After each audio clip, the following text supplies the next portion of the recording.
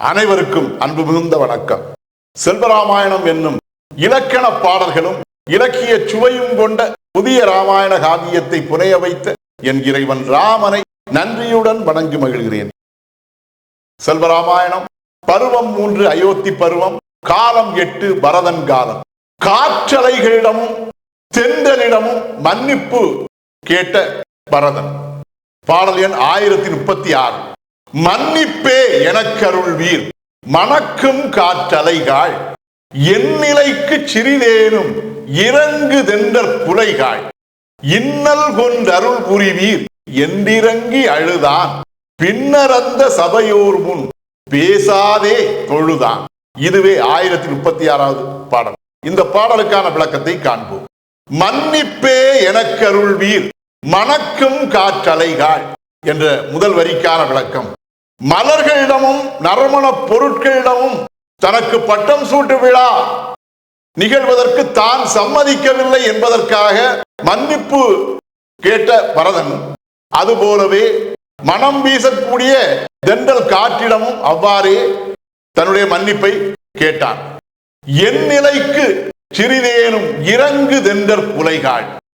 வாழை மரங்கள் வாழை கனிகளை குலை குலையாக வழங்குவதைப் போல அங்கே வீசிய தென்றல் காற்றும் கூட அந்த காற்றின் அலைகளை, தென்றல் அலைகளை தென்றல் குலைகளாக அங்கே வழங்கிக் கொண்டிருந்தது. அவ்வாறு தென்றல் குலைகளாக வந்த அந்த தென்றல் அலைகளிடமும் தன்மேல் இரக்கம் காட்டி தன்னை மன்னிக்குமாறு அவன் கேட்டுக்கொண்டான். இன்னல் கொண்டருள் புரிவீர் என்றிறங்கி அழுதான்.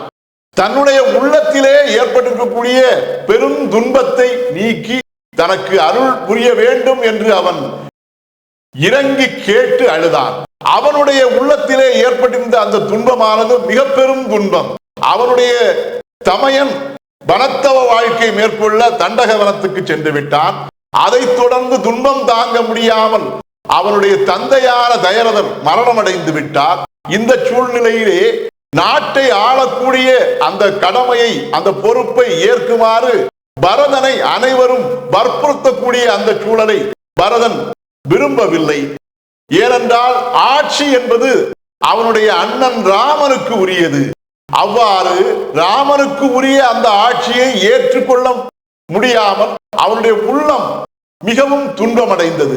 அந்த துன்பத்தை நீக்கி அருள் புரியுமாறு அந்த தென்றல் காற்றின் அலைகள் என்கிற தென்றல் குலைகளிடம் அவன் வேண்டி கேட்டு அழுதான். பின்னர் அந்த சபையோர் முன் பேசாதே தொழுதான். அதன் பின்னர் அந்த சபையிலே வீற்றிருந்த சான்றோர், ஆன்றோர் மற்றும் பொதுமக்கள் முன்னிலையிலே அவன் வார்த்தை எதுவும் பேசாமல் அவர்கள் யாவரையும் வணங்கி பணிந்து தொழுதான்.